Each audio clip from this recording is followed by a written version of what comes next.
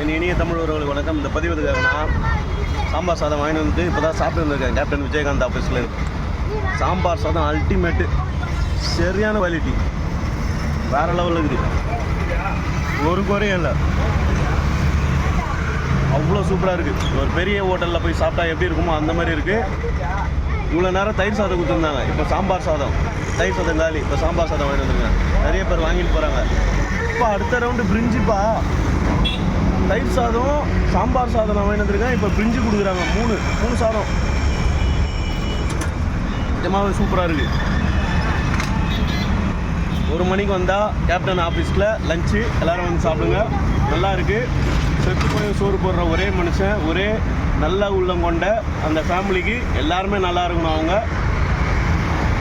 மனசார வாழ்த்துறேன். நன்றி, ரொம்ப ரொம்ப நன்றி.